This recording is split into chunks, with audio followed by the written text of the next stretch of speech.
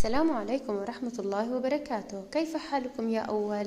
اليوم درسنا حاجات الحيوانات. حاجات الحيوانات. طيب يا أول نبدأ مع بعض. ما هي حاجات الحيوانات التي تبقيها حية؟ ما هي حاجات الحيوانات التي تبقيها حية؟ كيف يعني يا أول؟ ما هي الأشياء التي يحتاجها الحيوان لكي يعيش وينمو ويكبر يا أول؟ إذن يا أول الحيوانات جميعها تحتاج إلى الماء والغذاء لتعيش وتنمو. إلى ماذا تحتاج يا أول؟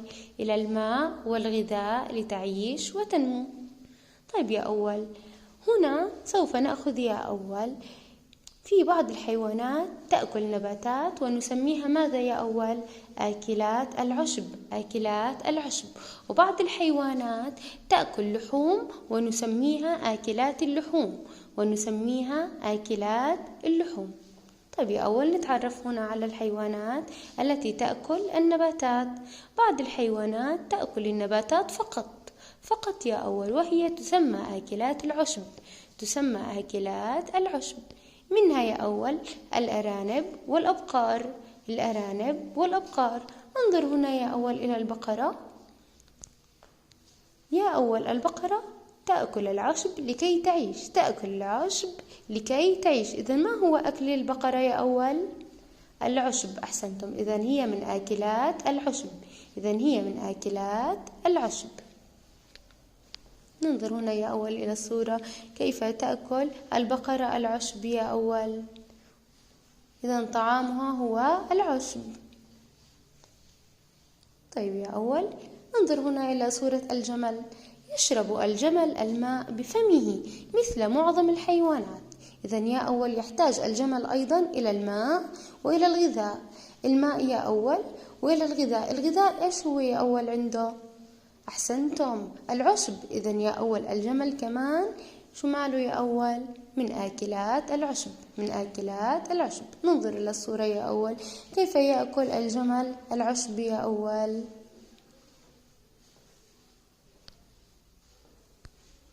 انظر هنا يا أول بعض الحيوانات تأكل حيوانات أخرى. كيف يعني بعض الحيوانات تأكل حيوانات أخرى؟ يعني بعض الحيوانات مثلا الأسد، النمر يأكل حيوانات أخرى، يعني لحوم الحيوانات الأخرى. لحوم الحيوانات الأخرى. وهذه تسمى آكلات اللحوم. تسمى آكلات اللحوم. فمثلا النمر أو الأسد يأكلان اللحم بماذا يا أول؟ بأسنانهما الحادة. بأسنانهما الحادة.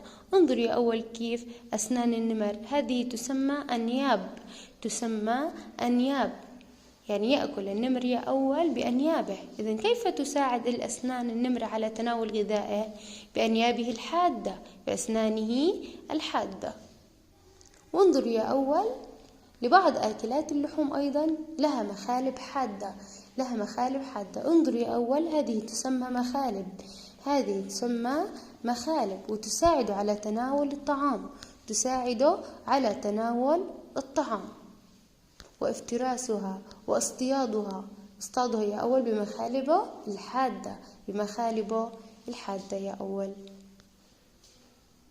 طيب يا أول هنا نشاط بدنا نعمله يا أول في البيت، وبتصوروه يا أول وبتبعتوا لي إياه. انظر هنا يا أول الحيوانات جميعها تحتاج إلى الهواء لكي تعيش. إذن يا أيضا يحتاج الحيوان إلى ماء وغذاء. حكينا يا أول إلى ماذا أيضا؟ إلى الهواء. أحسنتم، إلى الهواء. إذن هل تحتاج الحيوانات الهواء؟ نعم، الهواء ضروري إلها يا أول. تخيلوا الحيوانات تعيش من غير هواء يا أول، شو بتصير فيها؟ تموت. أحسنتم.